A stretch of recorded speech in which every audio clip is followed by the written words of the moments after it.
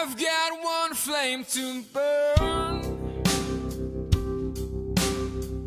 one race that I can say I ran. Hey, good afternoon, everybody, and welcome to the 21047.com podcast. My name is Keith Cartwright.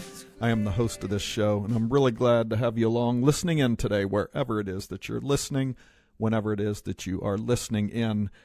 I want to recognize the sponsor of today's show, my good friend Tiffany Eisentrout.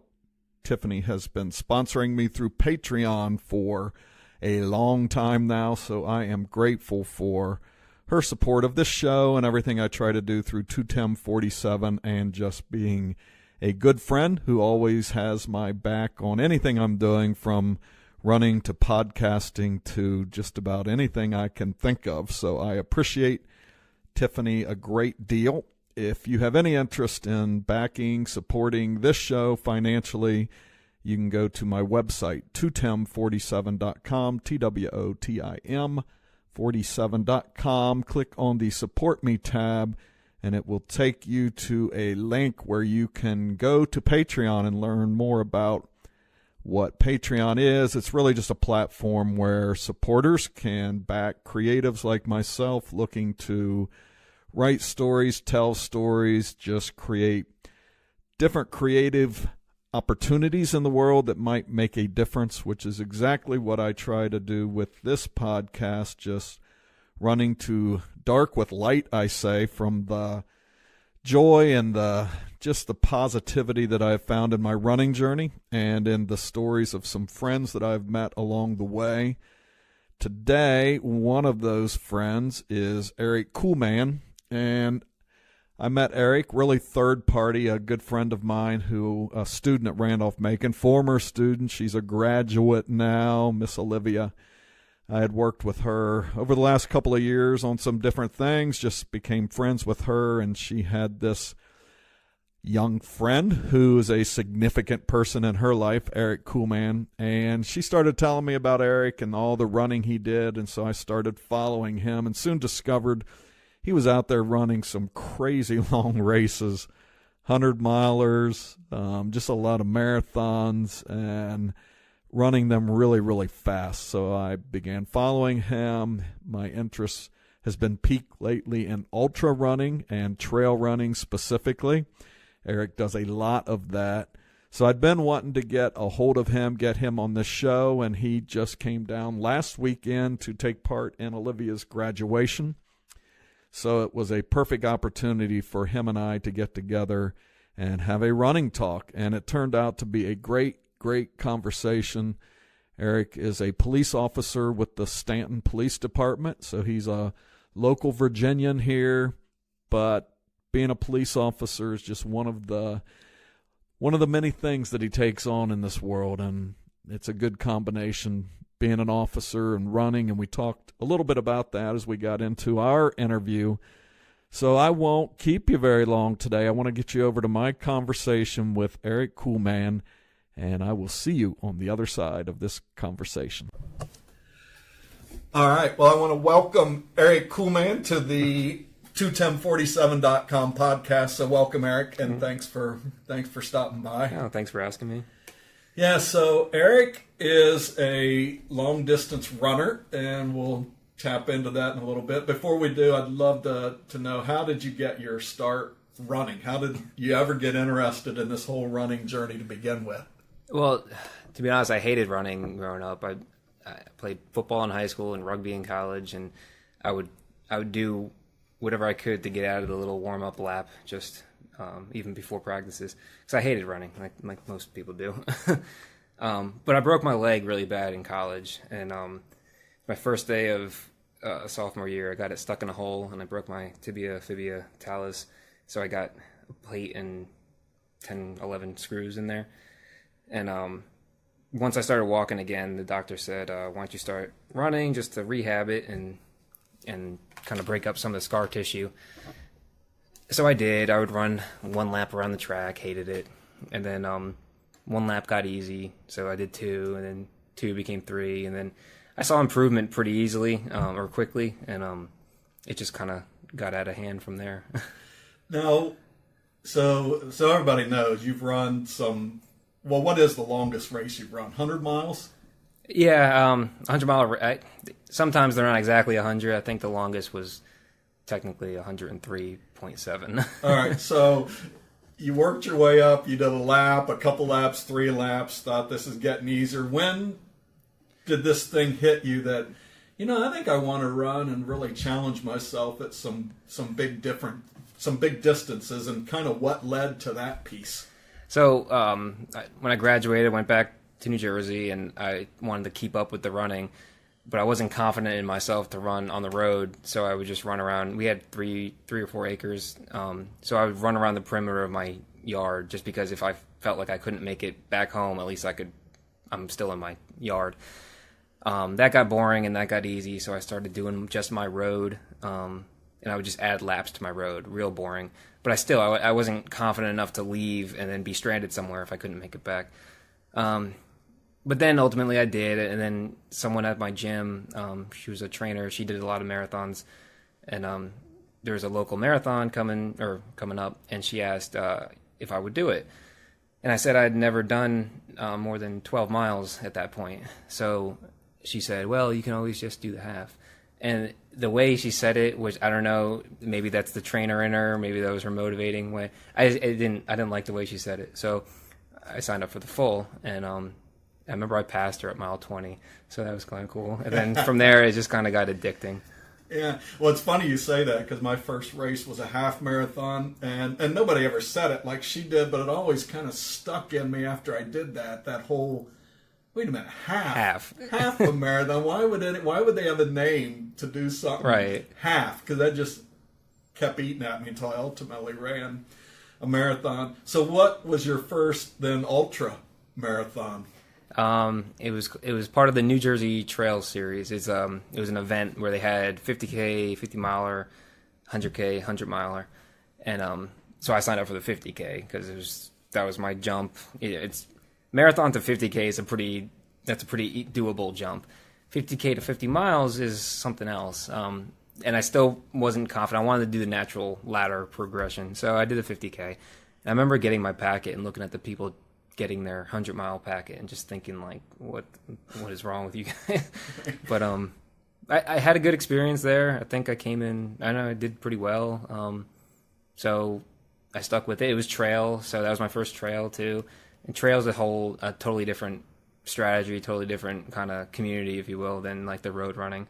And but still, I didn't get too obsessed with the ultras at that point. That was 2011, I think. So it wasn't until like 2014 that I did my first like real ultra, like 50 miler. And I had a good experience there too. It's taxing mentally and physically, but the more you do it, the more your brain says, okay, this is doable. You never take it for granted, even a marathon or even a half or anything. You never take it for granted, because you could, your first step, you could fall off and twist something or whatever. But at least when you do one, it's doable. Right. So to this point, I've run a marathon, but now I am registered to run the 35-mile part of the Georgia Jewel in Georgia coming up the end of September. So for a guy like me who's taken this leap that you took from marathon to something bigger, yeah, what's the biggest thing I need to know? Well, there's 2 things, really. It's going from that distance, 26 miles to 35 miles, clearly not jumping all the way to 50.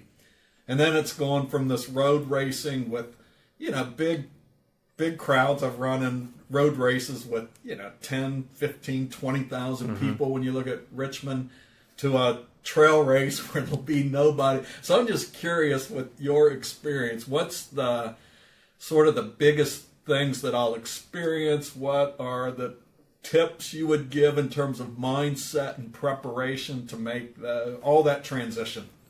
I think mindset going in when you get to the start line is the first thing, because I've done marathons before where at the end of 26, you tell me, if you were to tell me to go run 5 more or go run it again, I would say no. I couldn't do it. I could, but I didn't want to. It's all mindset going into it. And then, so when I finish like a marathon, I think, man, I don't know how I ever do a 50 miler, or I don't know how I ever do a 100 mile. It's because when you start, you're not thinking about that. You're thinking, I'm doing 26, then I'm done. I'm doing 50, then I'm done. So if you have the mindset going in, okay, I'm going to be here for a while. It's going to take me this long. Just settle in and go for it. You got the mindset part down. As far as the crowds versus a road race versus a trail race, embrace the solitude. I think that's a fun. I think it's a fun part for me, at least. It's nice. It's uplifting to see crowds all the time and hear people cheering and all that. It's motivating, but at the same time, rarely do you get the opportunity to just be alone with your own thoughts and see nature and the trails. That's what I love about the trails and stuff. Is road races, it's almost always the same. You're just on a road. You can be on a road in Jersey or Virginia. It doesn't make a difference, but the trails are like different. It gives you a different view of the world. It's kind of nice to escape the hassle of society nowadays, the phones and the technology and all the people. It's kind of nice to get out there. So that's one thing. And then as far as the distance goes, don't look at it as 35 miles. Look at it as, 1 to 5 is the first aid station, and then maybe I'm making this up obviously, but mile 5 to 9 is the next aid station. So if there's 7 aid stations, think of it as 7 different races. It's just a race to the next aid station. Because if you start a 100 miler and you look at your watch and it says 1 mile down and you think 99 to go, you'll never make it. But if you think, okay, 7 more miles to the aid station, it's a good way to break it up mentally. It's a mental game. Yeah, you go back to the sort of being out there alone. I've been reading some books and talking to different people like you, and everybody brings up that element of the solitude. A lot of people talk about it being more of a spiritual experience, just being alone with yourself.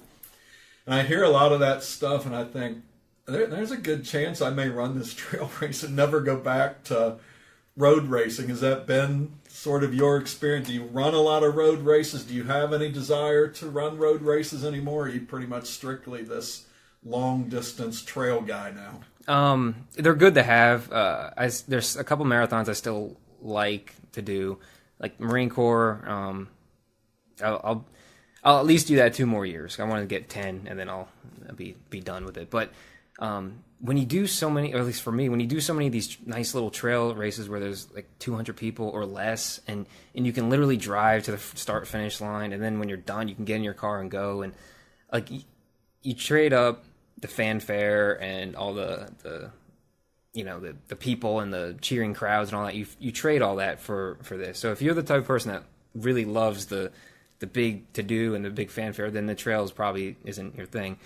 But I've done a lot of the big city marathons, Boston, New York, Chicago, done all of those. And after a while, I think it's more stressful for me, I think, to deal with navigating 50,000 people than it is to run 50 miles.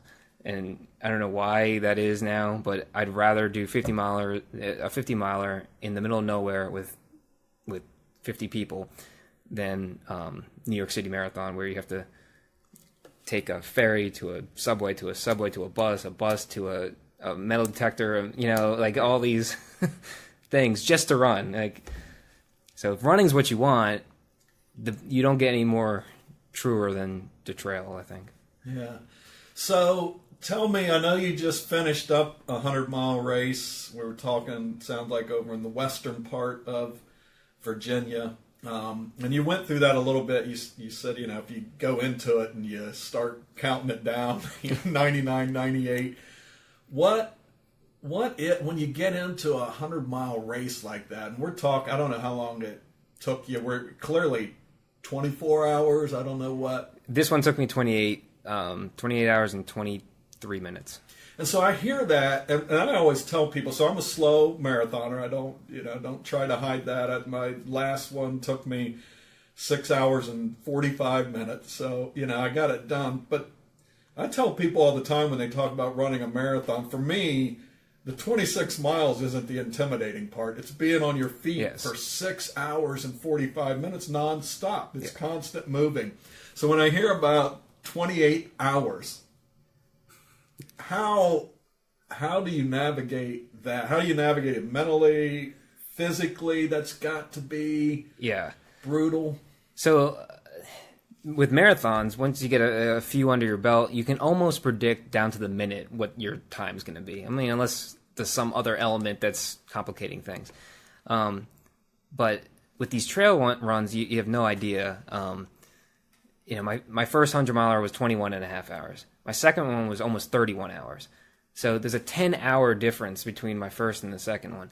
And unless you're out there, you don't understand. Like people, like my family or friends, or like, well, what do you expect to do it in? I'm like, I have no idea, because they're so different. The elevation and the terrain can literally set you back 10 hours, like it did for me.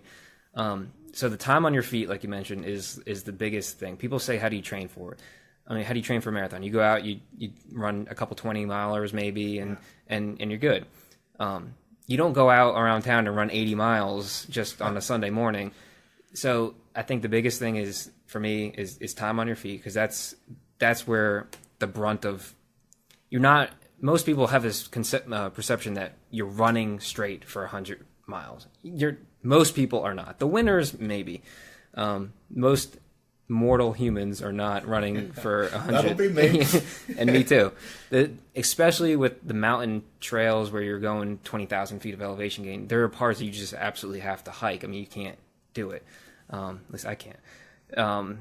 So the time aspect is what plays on you mentally, I think, because when you look at your watch, say for my second 100-miler, I look at my watch and I see 21 and a half hours, and I think, in my first one, I was already done. I'm only at mile like 60 now. This is never going to happen. This is never going to end. I'm never going to see the finish line. But then you just don't think about the finish line. You think about the next aid station. And you just got to reel it back and think like, and every time you see that aid station in the middle of the woods, it's like an oasis. It's like, it's always just when you need it. And so I think you actually have an advantage being a slow marathoner. Like you said, you have an advantage in the mental aspect because you're already prepared for the time. The time is the thing that gets people, because people in a race, in a marathon, a road race, people are always like, you have to see it. Most people are focused. They're not talking to each other usually. They got their headphones on. They're looking at their watch, and my splits. They got their splits on their arm. They're always worried about keeping up and not hitting their mile markers. You don't see that on trails. People are very open to talk because it passes time. If you can meet a good trail friend out there and spend 30 miles together, you might not even remember those 30 miles, and that's the trick to get through the mental wall. So if you're already prepared for 26 to be almost 7 hours, then you have an advantage, I think, over a person who runs a 3-hour marathon who wants to make the jump, because they're going to expect their marathon time to translate to the trail time, and it just doesn't work that way. Yeah, that's one thing somebody told me right off the bat. They said, get pace out of your head, because it's not translating. No. Whatever your pace is, running around town, training for a marathon, do not take that to the trail thinking it's going to be any way. You can almost double it, I think. Like the average pace, when I run around town, if I look at my watch, low sevens or whatever, just on an easy morning before work. And then when I look at my average pace at the end of a 100-mile, it's 15 minutes, and that screws with your head, because you look at and you're like, oh, I should be, but it's not like that. Yeah. So I am curious. We talked about marathon, the longest, you go do a couple 20-milers, 100-miler. What sort of training plan do you follow for that? Like, what's your longest run when you're training for a 100-miler? For me, the easiest way to train for a 100-miler is to sign up for 50s and 100Ks, because you're not going to, like I said, most people don't have the discipline to just go out and run 50 miles on their own around town. But people have the discipline to sign up for a 50-mile race and do it. I don't necessarily like the term, I use this race as a trainer, or because that's someone's goal race. So by you saying this is just a trainer race, you're kind of degrading it from that person. I don't necessarily say like the 50 miler I signed up for in March, for instance. I don't necessarily treat that as a trainer. I treat that as, I mean, it's training me, but it's not. I still want to be good, do well at it, and it's still hard. It's not just a training run, but I think that's the way that you can force yourself to train for longer distances, because it's. I mean, if you can go out and go to an AT trailhead and do 30 miles out and 30 miles back on your own, more power to you. But most people can't. Most people need a little organized structure. Okay, be here at this time. I paid money for it. I think that's a big thing too. People that always have something on their schedule, it gives you something to keep training for. So I think time on your feet and scheduling 50Ks, 100Ks, 50 milers, that's the best way to train, I think, for a 100 miler. Yeah, so you don't, if you were going to go run a 100 miler, and you had just been running some 50-mile races, you would feel ready to go do a 100 miler? I think so. I mean, because when you look at it, 100K, if it doesn't fit your schedule, if there's no races or whatever in the area that's 100K, I don't think it's a make or break to not hit that 100K mark, because I'll use this term loosely. It's only 12 miles more. So I don't want to take away from 100K, but it's 100K to a 50 miler is kind of like a 50K to a marathon. And if you can do a 50 miler, you can do a 100K. You probably heard most people say the marathon starts at mile 20. Right. I think a 100 miler starts at the 100K. So once you hit around 60, because it's like, yeah, you got this accomplished feeling that you just hit 63 miles, 62 miles, and it's a good feeling. You hit a big milestone, but you still have almost 40 miles to go. So yeah, but there again is the mental aspect. If you look at it like that, it's going to beat you down. So it's hard to. You just got to keep reeling back the mental side. It's a cliche line, but obviously it is physical, but it's mostly mental. No, like I said, I fully anticipate. Well, you know, going down to Georgia, the other piece is going to be the elevation. You know, here in Ashland, we don't have elevation. I'll clearly be spending some time this summer coming over to your neck of the woods and trying to run some of the trails to replicate that. So, yeah. So you are a police officer, I believe, with the Staunton Police Department? Stanton. Yeah. So I'm curious how running has influenced, and thanks, by the way, for your services to Stanton. But how has running factored into your role as a police officer, or maybe the other way around, too? How is running influenced by your position as a police officer? Running, I'm kind of in the minority as far as people who like to run, as far as my coworkers. Most of my coworkers run twice a year, and that's when we have the PT test. Right. But it's given me kind of a reputation around town, I guess, because especially when I run around town, people recognize me for better or for worse. They recognize me. But it's running, as you know, is a discipline. It's a work ethic. It's hard to get up at 4 a.m. or whatever, or it's hard to squeeze a run in at the end of a work day. Right. But you have to if you want to do it. So I think it translates to your work, as far as I think it helps with your work ethic and helps with your dedication with things. But it is difficult because we have weird schedules. So being a cop, it's like patrol, for instance. We rotate days to nights every 2 weeks. So and it's 12-hour shifts. So say you start on a Friday, 7 a.m. to 7 p.m. You do that 3 days on, 2 days off, 2 days on, 2 days, and then after 2 weeks, you flip to 7 p.m. to 7 a.m. So just when you get a routine and just when you get a schedule down, you switch.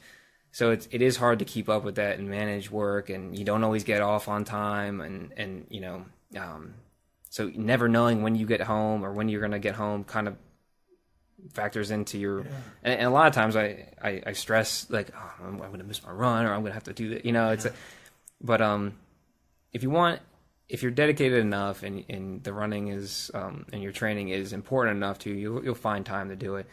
But it's not easy. It would be a lot easier with a 9-to-5 job where I know I'm getting off on time and I know I'm going to work at this time, and it would be a lot easier. But I think it's paid off, and I think the nights actually helped me working nights, because sometimes, especially going into this last 100-miler, I had a few nights where I got off at like 3 a.m. or 2 a.m. or something like that. And I'm awake, so I'm like, well, I can justify a night run. So I'm going to be out in the woods at night. Might as well train for it. And plus, the sleep deprivation, people don't take that seriously. But in the last race I was in, this guy, I was watching him zigzag the trail, and I got up to him and I looked over and his head's bobbing. He's falling asleep. It's like 7 a.m. the next day, and he's falling asleep while he's running. I was fine, probably because I'm kind of used to working 24 hours sometimes in weird shifts. So I take the bad, the parts of the job that are easily complainable, and translate them as well. It's helped me with the training. So no, I was thinking about that as you were talking. I mean, again, running is, for me, and I think for a lot of people, it is such a mental challenge. But when you already have a lot of mental variations in your job, the shift changes, the sleep piece, I think that does probably prepare you in some ways. What is it about running that's so important to you? I mean, you just described really a lot of commitment to running, this idea of running in the middle of the night, squeezing it in with all these shifts, and being a police officer is not, I mean, there's some taxing days too, I know that. Yeah. So to stick to it, I mean, you got to have a strong commitment to it. What is it about running that just keeps you so committed to it? It's become a stress reliever for me. A lot of people, I think, use it as a stress reliever. For a lot of people, it's a stress causer. But I think when you get to the point where at least where I'm at, my day's better when I start it with a run. I'm happier. My coworkers can tell if I got a run in or not. I'm a little less irritable.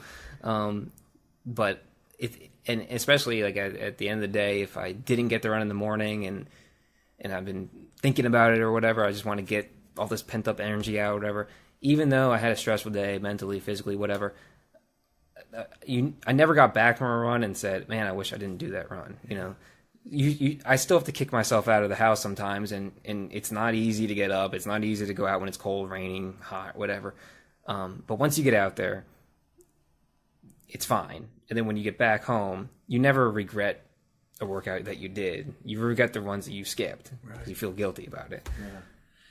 I'm curious, following your journey for the last year or so, you seem to be pretty driven. You're not afraid of challenges. I'm wondering if you have like goals in your mind. Are there races that you're striving toward, or some sort of big picture goal? And I say that because I already know that, I've said this loosely a couple of times, but I am really intrigued by, and why part of the reason I'm talking to you, this whole idea of running 100 miles. It's sort of a couple pieces, running 100 miles and running for over 24 hours, which for me, it's clearly going to take well over 24 hours to run 100 miles. And so that's sort of in the back of my mind. I'm glad you said the piece about just running some races to prepare instead of actually, because that's kind of on my mind with the Georgia Jewel. Start with this 35. And so do you have anything in your mind that's sort of this dream race or you're working for? I've got definitely a bucket list. I do have a little, like, the notepad on the computer desktop of races I would like to do. I'm by no means confident to the point where I think any race, I'm nervous before any race. Going into MMT a couple weeks ago, I was nervous as all anything going up into it. I know it's gonna hurt. I know I'll probably get injured. I'm pretty prone to injury. I little tweaks here and there, and I don't really ever give myself enough time to fully repair. So I kind of am always on the line of like hurting myself. And as a runner, most runners do push that limit of, my leg's still attached, I can run, kind of thing. So we lie to ourselves and say that this doesn't hurt just so I can go do my crummy 6 miles or whatever. When in actuality, saving that day was probably better for you. But I mean, everyone strives to do Boston. If you're a marathoner, if you like marathons, you want to do Boston. If you do 100-milers, you want to do Western States or Hard Rock. Hard Rock kind of scares me. Western States, I think, is a little more doable, but then again, getting into those is hard. I think an ultimate goal race would be the UTMB over in France, but then again, that's about $10,000 too. So there's a whole other dynamic that I need to fall in place. But because I want to see things. I want to. Who else gets to navigate like, some of the great sites on foot for 100 miles? I mean, you don't get that in a car. You don't get that in a regular vacation. There's a lot of races out west I want to do. I know everyone talks about. I don't think that I'm ready or capable of the Barkley marathons, which everyone knows about. I was fortunate enough to do the Barkley Fall Classic back in September, and when I finished, which it's not exactly one loop, but it's similar to one of their loops of the big Barkley. And when I finished, I was just, I don't know how these guys do 4 more of those, because it took us an hour, it took me and the group I was with an hour and 10 minutes to go 1 mile. So, wow. But it's intriguing. Like the difficulty of it is intriguing. I mean, I may fail, but at least a lot of other people failed with me. It doesn't make it so bad. At least I tried, you know? Yeah. So I wouldn't, if I tried a really hard race like that, I wouldn't feel like a failure if I didn't make it. But it's the experience of it all. I consider myself pretty lucky to have done already what I've done, and I want to continue to keep doing it. It's kind of cool to be able to say that you've done this. I don't do it for the story, but it's for my own memories and sights and stuff. It's kind of cool. Yeah, no, I'd say I do it for the story, but the stories that get created in doing it. It's not my story. There's just these people you get to meet. You know, and this year, one of the best stories I've had, I was just sharing it the other day, was I went down to Houston to run the Houston Marathon, and it had a 6-hour time limit, which I knew was going to be a real push for me. And I didn't finish it at mile 18. They caught up with me, and I was done. But I went down there as part of raising some money and helping out with the hurricane relief down there, and got to take a bunch of people, and we did all that. And when you're on that bus being driven back to the finish line, I'm competitive, so you're like, oh my goodness, man, what a loser. But you quickly realize all the stories that you got to experience, and it's much bigger than the race. And that's kind of been every race, even the ones that weren't in failure. And then, looking at my miles since then, every month it's been, because I left there saying that is not happening again. And so each month this year, my miles keep climbing, and that's been part of this story: how you respond to failure, how you respond to not achieving what you set out to do. And I know it, that you either respond to that one of two ways. You just give up and say, okay, well, I guess I'm not cut out, or you find a way to get cut out for it. Yeah, no, you're exactly right. And bigger than the race, the friends that, like you talked about, the people you meet, I met so many great people through just running.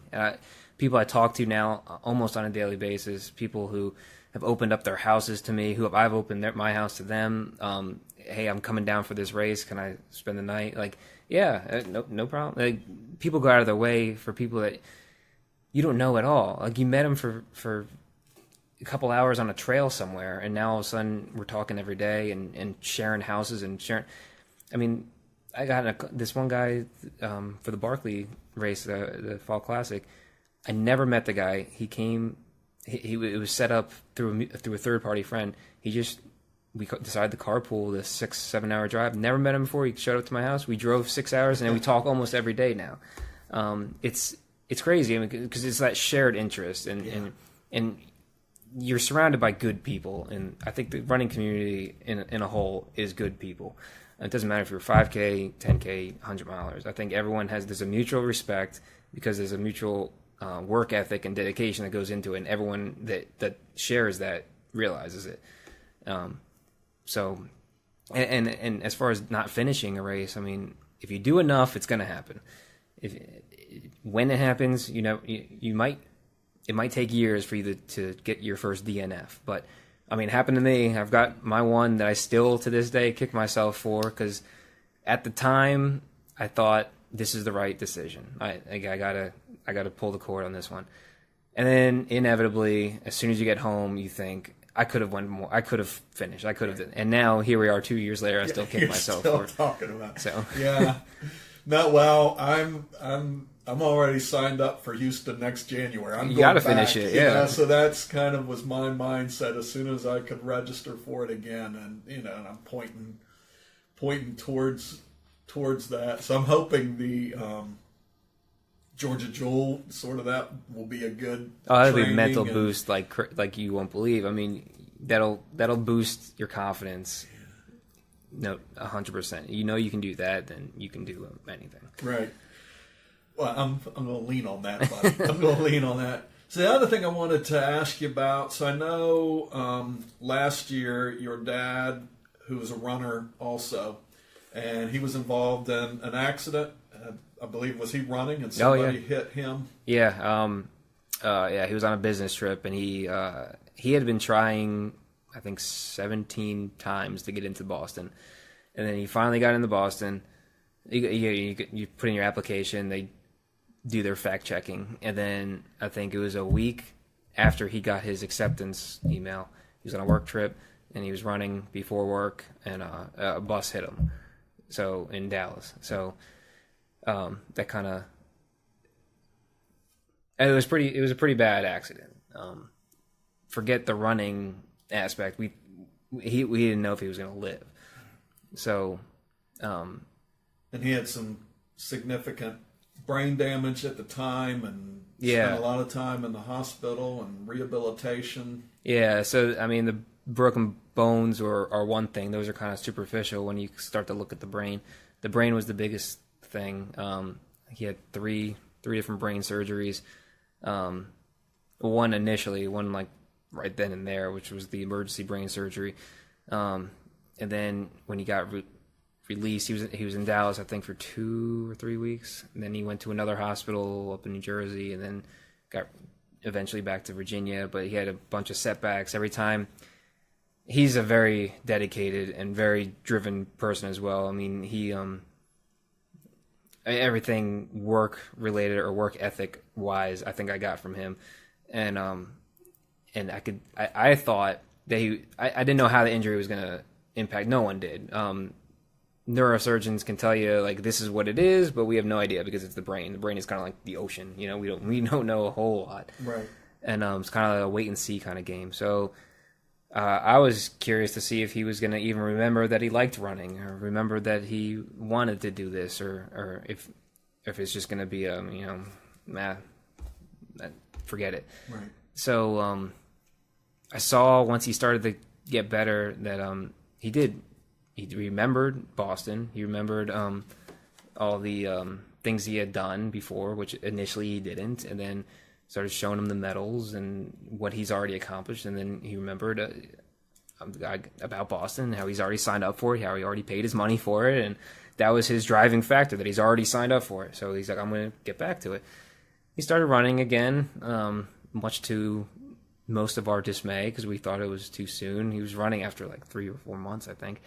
And he had a pretty big setback. The brain was bleeding again. He had to have another brain surgery, and then 2 weeks after that, the brain was still bleeding. He had to have another brain surgery. There's 3 brain surgeries now. Each time, he thought he was doing good. He thought he was getting back to where he was. He started going walking, running. He was doing it very calculated.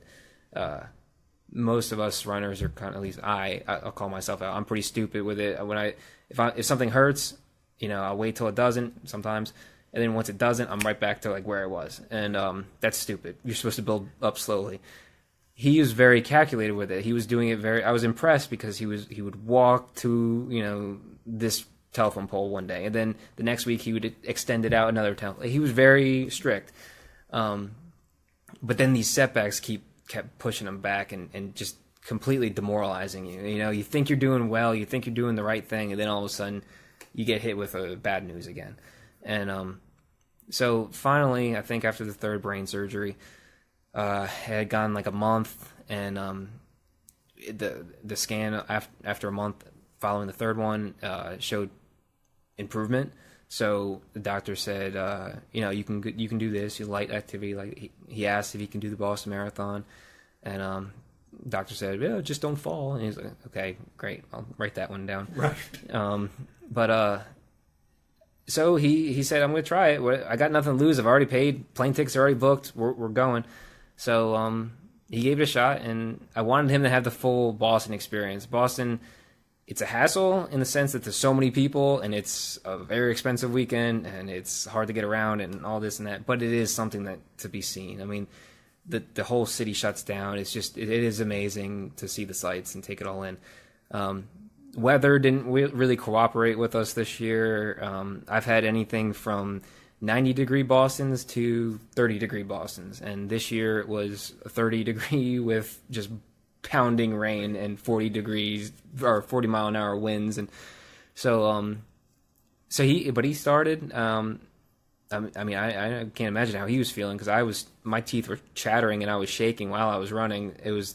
I've done 110 races of marathon or more, and that was by far the worst conditions. Wow.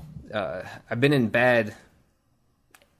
extreme cold before, mud, been in rain, but nothing like 40-mile-an-hour raindrops that are just barely liquid enough to not freeze and smacking you in the face for 3 hours.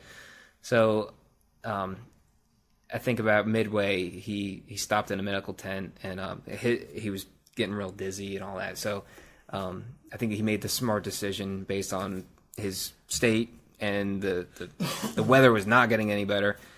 And he was all right with it. He was totally at peace with it, because he started it, which no one thought he would, and then he was sitting in a medical tent with some elites. Like, you know, when you start seeing like single-digit numbers at Boston, you know they're big right. time, or when they have their names on their bibs, you know they're big time. And he was taken back on a bus from mile 12 or 13 aid station to the finish line, sitting next to, like, you know, a 6'4", 120-pound dude with his name on his bib.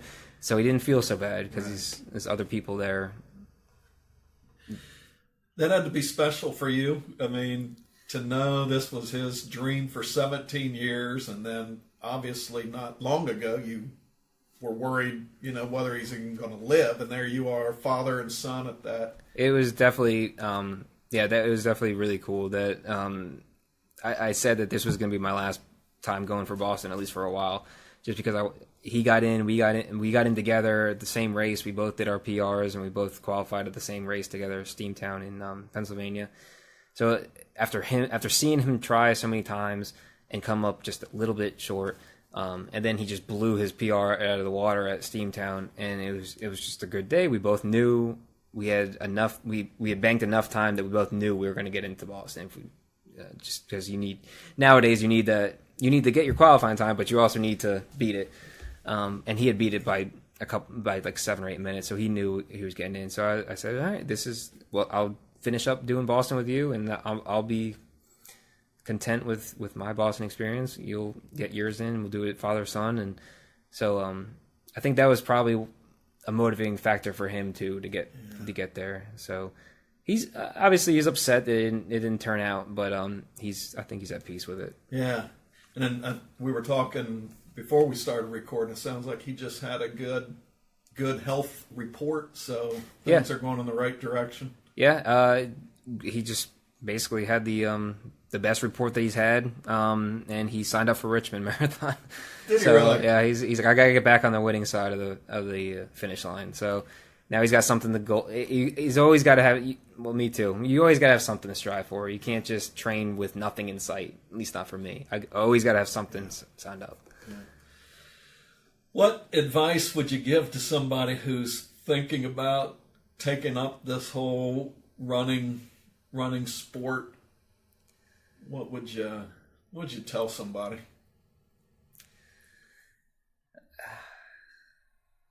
if you already got a little bit of a baseline and you like it and you're running 5K, 10Ks, halves, just try that. Try the full. You're not gonna. What's the worst that can happen? Really, you do it and you hate it. At least you can say that you're a marathoner and you're less than 0.1% of the population. You might get hooked, and it's a great thing to get hooked on. I mean, there are plenty of bad things out there that people can get hooked on.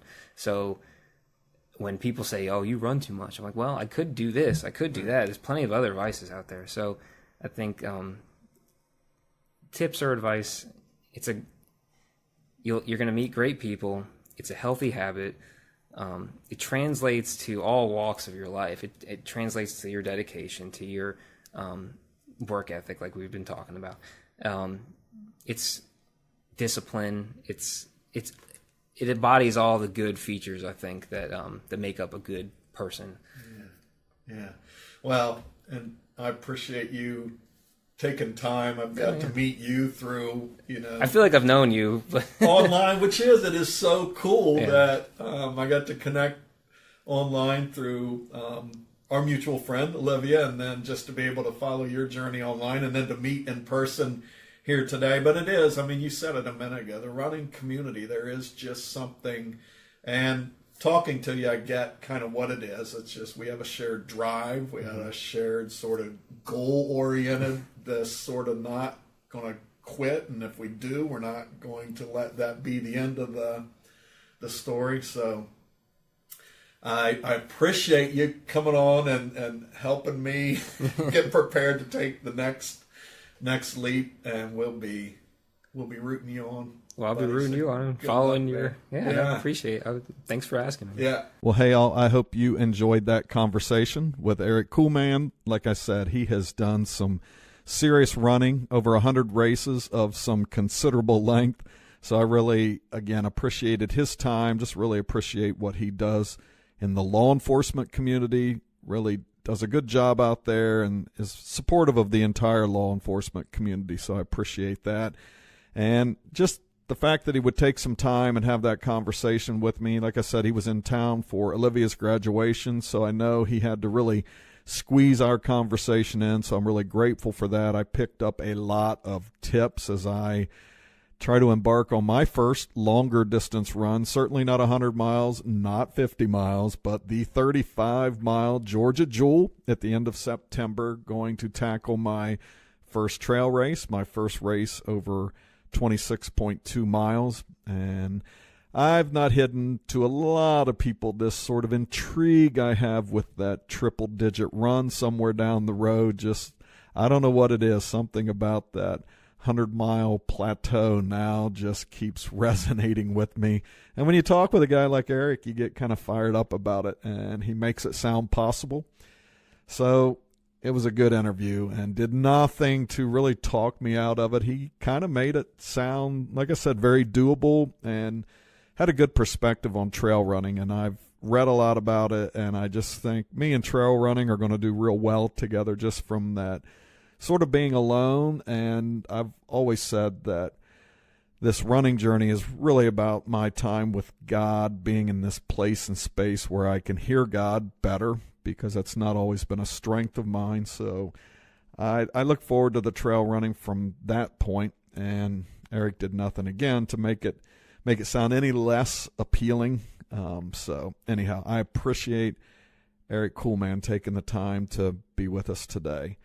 So until next time, between now and next time, tomorrow I am headed out. I've been following, maybe a lot of you listeners, I know you have been following Harvey Lewis and his attempt to run the Appalachian Trail fast in the fastest time known to man, which is a really fast time. Like he's trying to cover, 2,200 miles in about 45 days, something like that, an average of almost 50 miles a day.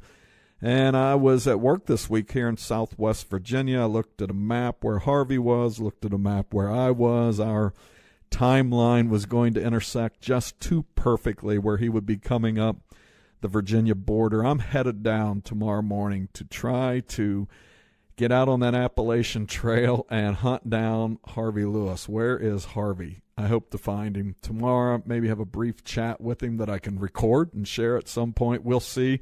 I know he'll be really busy in the middle of chasing down this record, so he probably doesn't want to take a whole lot of time for a full-fledged podcast interview, but maybe I can get a quote or two from him that I'll be able to share somewhere down the road with all of you. So that's what I'll be up to over the next few days if you're listening to this.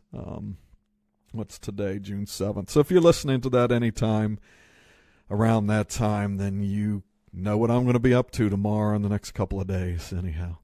I hope you all are up to a great week. Have a good time running if you're running. If not, get out there and chase somebody down on the Appalachian Trail or cheer another runner on. And if you're not a runner, then thanks for coming. I think you can listen to a guy like Erick Kuhlman and take a lot away from it, even if you're not a runner, and maybe even get a little inspiration to get out there and give it a shot. You never know. Anyhow, y'all have a great day.